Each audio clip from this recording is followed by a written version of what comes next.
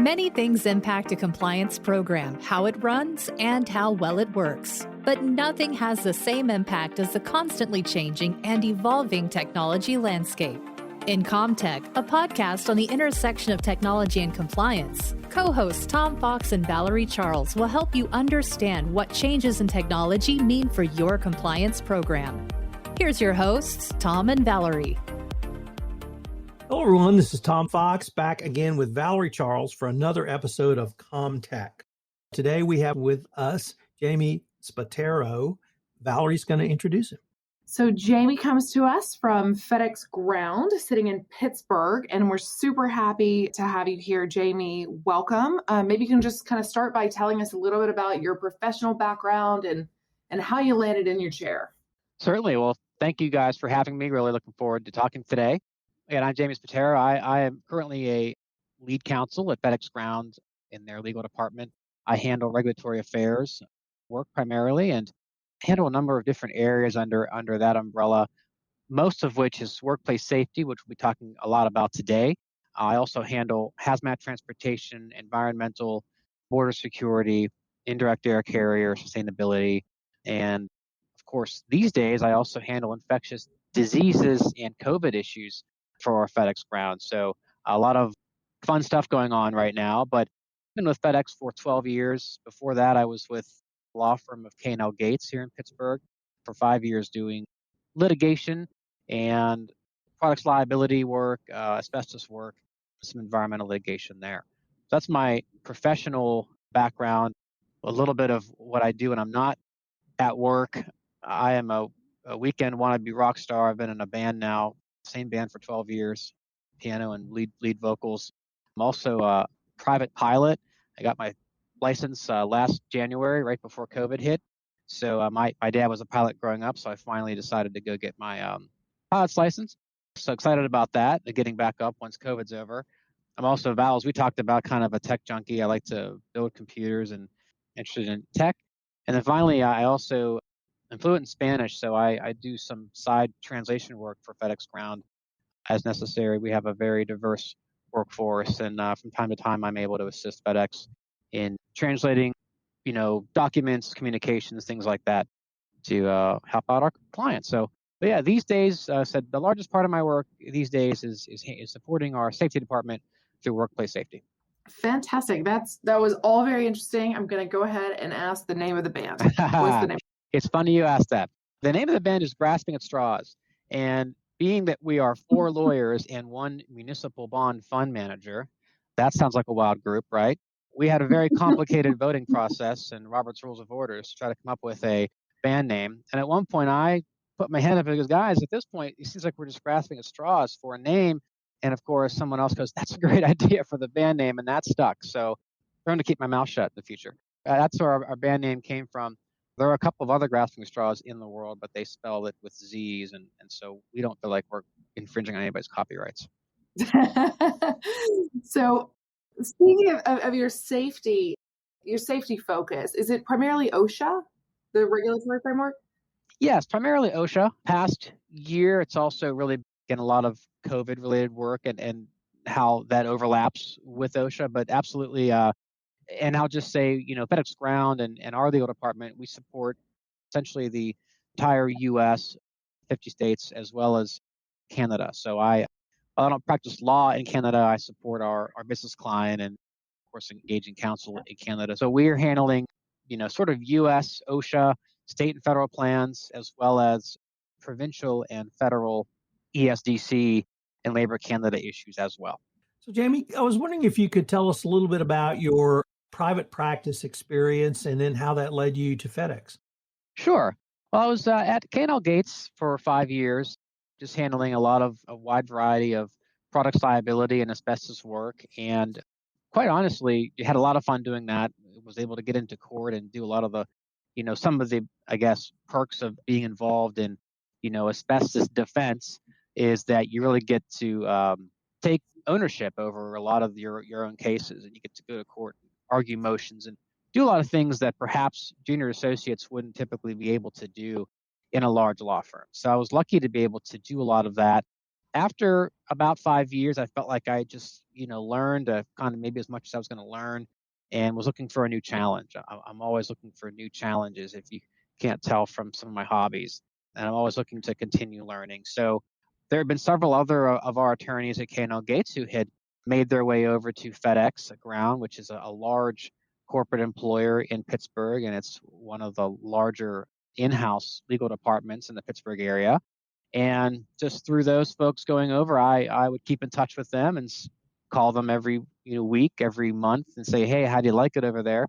So perhaps just to stop me from calling them, they eventually asked me to come over and interview for a regulatory job, which was kind of in a sense, a 180 from what I was doing. I was doing obviously more advocacy in my litigation role, but I found the idea of getting involved in the regulatory area to be exciting and kind of a new challenge. And it was a new group that FedEx Ground was building. So I was able to go over there and get in on the ground floor of that group. And now today we have a number of attorneys in that group, and we continue to grow as, of course, as the regulations continue to come and impact our business. We are a highly regulated business, and there's just a whole alphabet soup of acronyms from EPA to DOT to FAA to CDC that you can imagine that we have to sort of deal with and make sure we not only protect the company, but make sure that our employees are safe and make sure that our workforce is safe and make sure that we're complying, with applicable laws and regulations and make sure we're protecting our brand. Jamie, I can't think of a practice area that may have changed more in the last now year than in the area you were in. And certainly having an OSHA background was helpful, but I wanted to really ask FedEx, I assume it had the designation as essential. Certainly they were essential for my household. I see them several times a week. But how did you and your team really work to craft a safe working environment, kind of above and beyond or not really taking OSHA into account, really keep your employees safe over the last year because you were essential and you were out dealing with the public and you did have employees together sorting packages and mail. And how did you keep all of that running? That's a great question, Tom. You are correct that, we were fortunate to be considered critical infrastructure during the last year of this pandemic. And during that process, we certainly had to be nimble and, adapt our practices to keep our workforce safe and obviously to keep our customers safe. One very visible example is, and if you've, received any deliveries from FedEx Ground or FedEx, any of our sister opcos over the past year, you've probably noticed that we don't have sort of in-person signature requirements right now.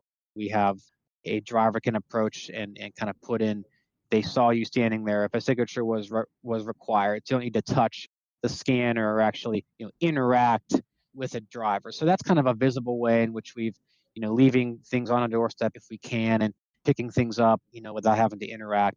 So that's from the outside standpoint, that's one thing that we've done. Certainly many of us are working from home and have had to find ways to help counsel our clients in a remote fashion. It's been a challenge in a sense because, I like to say there's probably over 600 different, state, federal, local, and sometimes municipal COVID regulations right now. And they vary greatly sometimes from city to city.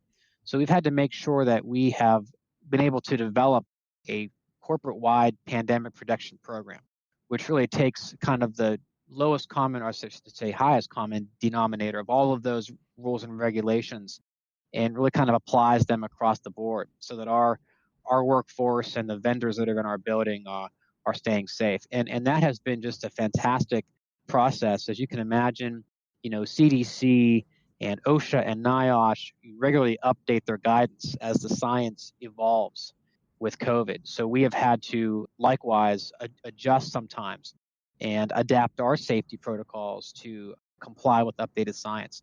It's been, and people talk about uncharted territory. It's been really fascinating watching how things have changed and how we've been able to adapt. And I think that we have arrived at a place where, we have a very effective program in place and we bill it as a pandemic protection program, right? It's not just a COVID protection program. And so hopefully we never see something like this again or for a very long time. But if we would, we feel that our program could accommodate any similar type of pandemic that might come across in the future. And we understand how critical FedEx is and other small package carriers, how critical they are to the larger economy, as you said, Tom. So we need to make sure that we're, keeping our employees safe and keeping our customers safe.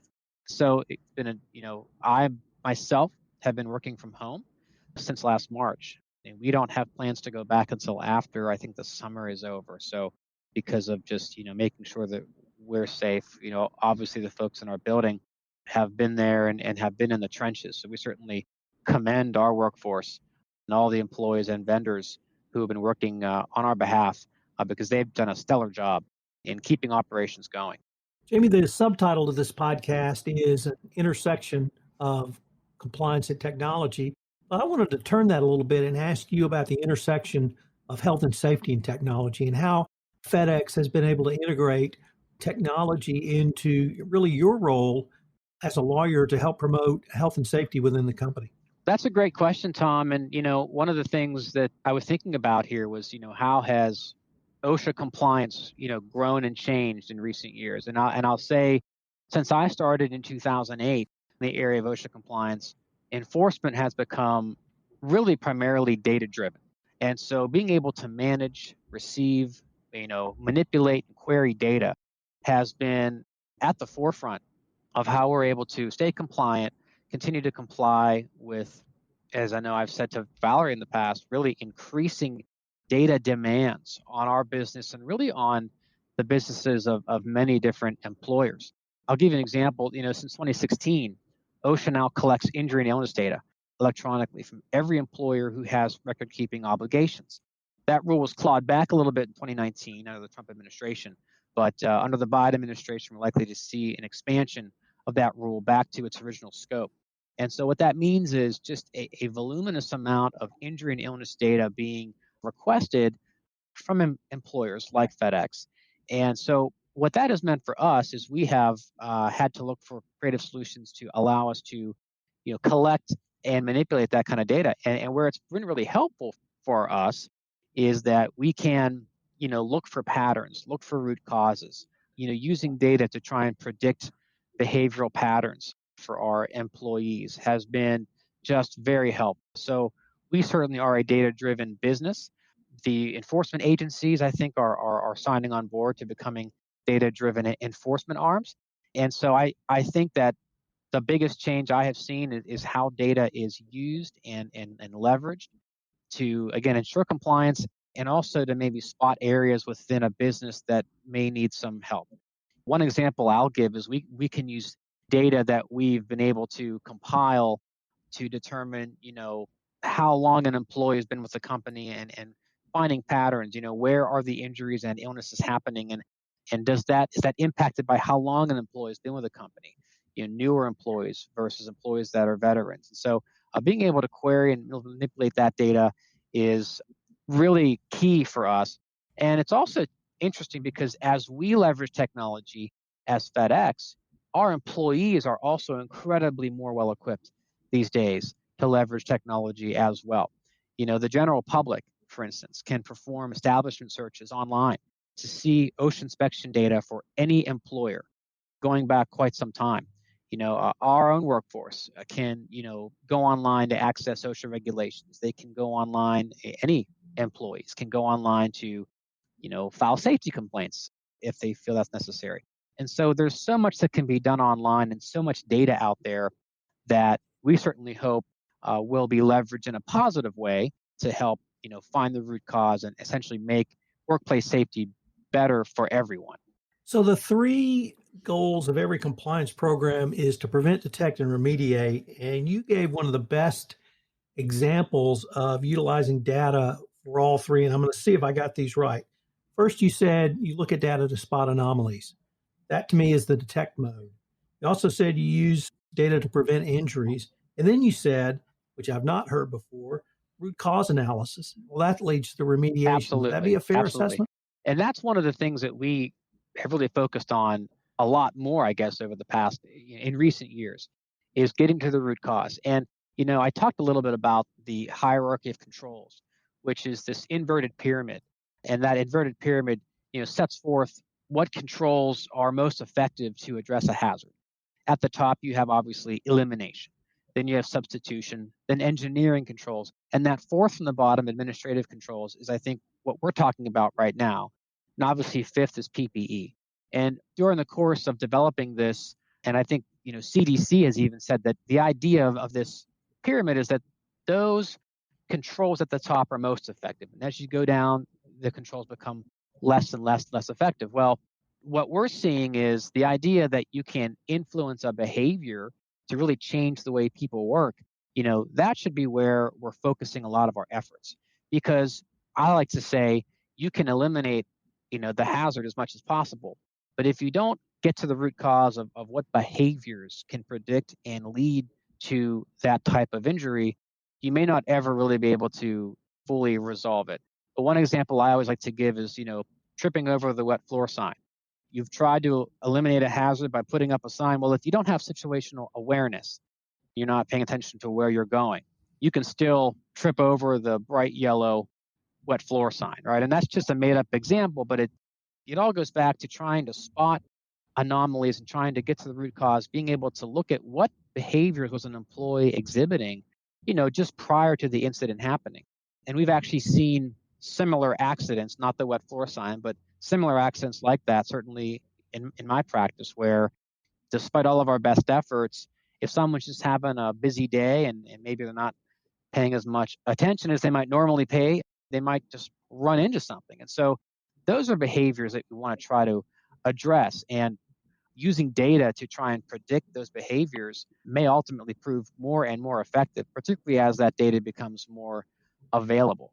So that's kind of where we're going, trying to flip that pyramid on its head, trying to really focus on behavioral science and predicting behaviors so that we can prevent them from happening in the future. Last thing I'll say about that is we use online training, and many employers use online training because you want to make sure your workforce understands workplace hazards and is aware of them. But the challenge is that, overestimating the ability of that training to change habitual behavior. And so being able to leverage data is just key. Jamie, I think health and safety professionals and OSHA experts are probably going to lead the way for other compliance professionals in the use of behavioral psychology and compliance programs. So I would love to sort of think a little bit about, if you haven't been steeped in this and you haven't been using health and safety data in this way, what can you sort of tell us about the psychology part of this? I think there's a lot of talk about behavioral psychology, but how does it work? When you got started with this, assuming you've been at FedEx for more than a decade, when you got there, I would sort of assume you didn't at that point have behavioral psychology factored in. So I'm wondering, how do you get from point A to point B? That's a great question, Val. Certainly, prior to my coming to FedEx, I didn't have any OSHA workplace safety experience. I mean, I had worked in a lot of different factories, and I had been exposed as a kid and a college kid to workplace safety, measures and safety cultures as a worker, but not as an attorney, and certainly not working for a larger organization. And I would say that the idea of behavioral psychology and behavior science is really something that I wasn't exposed to, in my practice until about maybe 4 or 5 years ago. It's a new tool.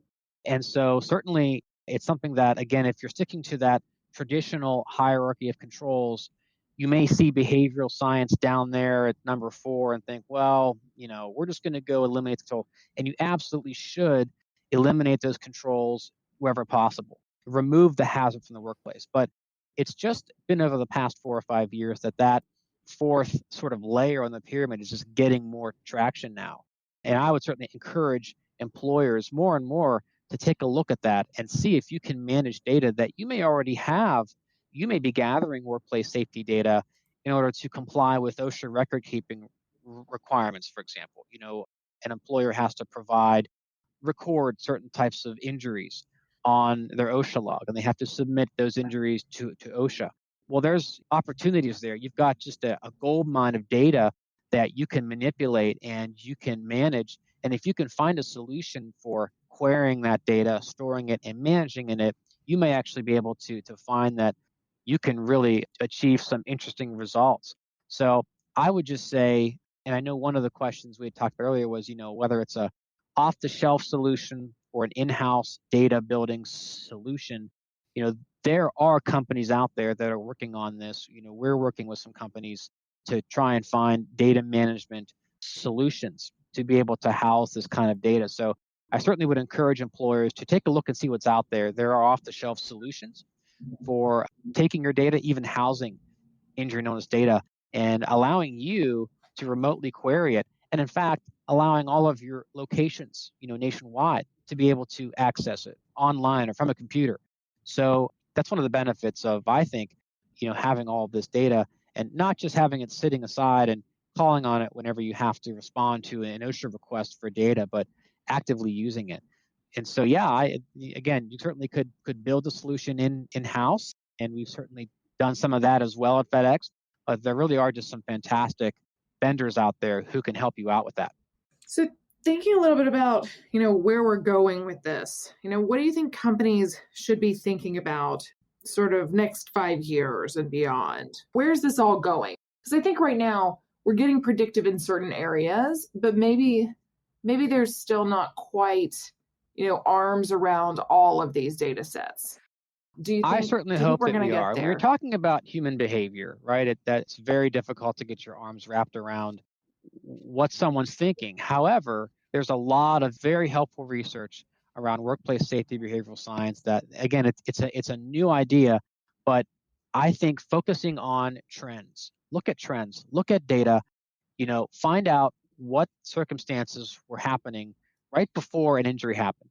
I mean, you can kind of query some of this stuff. And so I think in the next 5 years, I think I mentioned that OSHA, for instance, came out with a electronic record keeping rule where they're asking for, a lot more data these days than maybe they've asked for in the past. I think employers should be prepared to see even larger data demands being placed upon employers, and not just from workplace safety agencies, but also from other types of agencies, environmental agencies, for example. We're seeing data demands being placed on employers from some state plan states like California, for example. So I think that the need to be able to manage and store and manipulate and query data is only going to grow. So I would encourage employers, if you don't have a solution in either in-house or one that you've purchased, start taking a look at that now, because I think you're going to find that if you can, secure a solution in the workplace safety realm, you're going to find that solution may be helpful for you in other areas. It's certainly going to be a lot more difficult, to try and figure out a solution to collect and manage data in a reactive manner. So I certainly don't see this going away.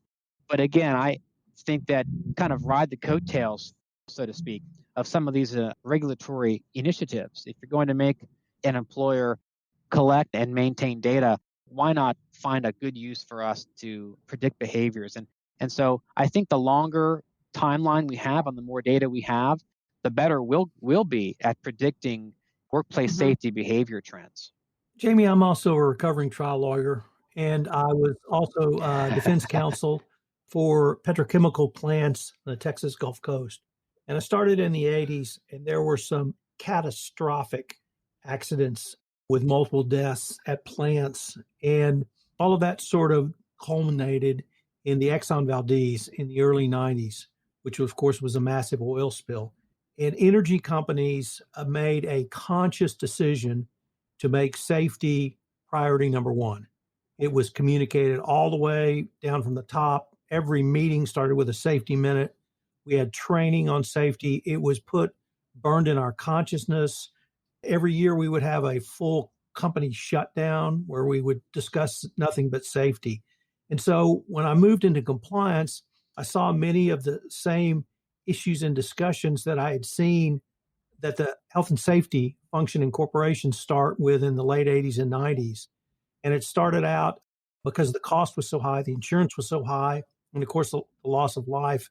And really after the public humiliation of Exxon and the Valdez disaster, that's what elevated safety. And listening to you, it just struck me really, I don't want to say health and safety is a generation ahead of compliance, but 10 to 15 years. Would that be a fair observation from your seat as well?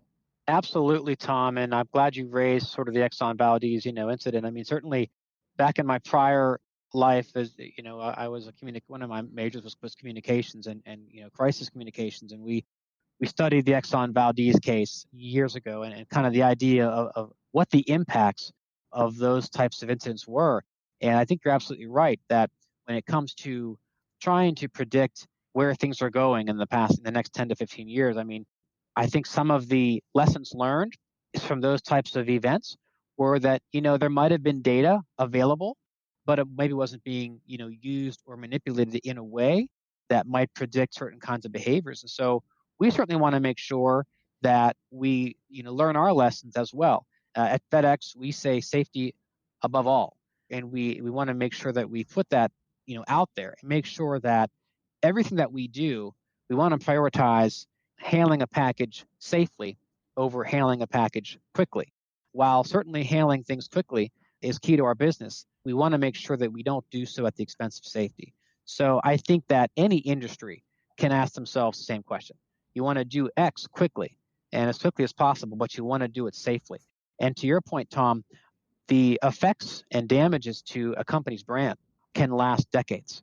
And so while prioritizing the safety of our employees and our workforce is always paramount, we also have to keep in mind that, it takes years and years to build goodwill and trust for a product's brand, but it can take a moment to destroy, the public's confidence in a large brand. So I think what you're saying applies not only to workplace safety, but really to many different aspects of a company's brand. And I think that safety needs to be at the forefront of everyone's list of priorities, because we can see what dramatically negative impacts they can have on a company's brand. And at the end of the day, we want to be able to recruit employees that want to work at a safe place. And so you want employees, when looking for a place to go, to know, you know what, I think FedEx is a safe place. I want to go work there. So yeah, I think being a generation ahead is key. I think that safety is a place you want to be proactive and not reactive. So being ahead of the ball is key there. Jamie, this has just been a fascinating exploration of a lot of ideas. I love being able to talk to a health and safety expert for really what we ended up with, to see if I can draw those parallels. I wanted to thank you, and I know Valerie wants to as well. Yeah, we're so glad to have you on the podcast, and this is great. And I'd love for us to keep the dialogue open. I do think we have a lot to learn from health and safety, and love to talk to people who are really using data analytics in a fundamentally meaningful way that matters, matters in life and safety. So appreciate your thoughts and your time, and we'll keep chatting. Absolutely, Val and Tom. Thanks for having me. I'd love to chat again in the future.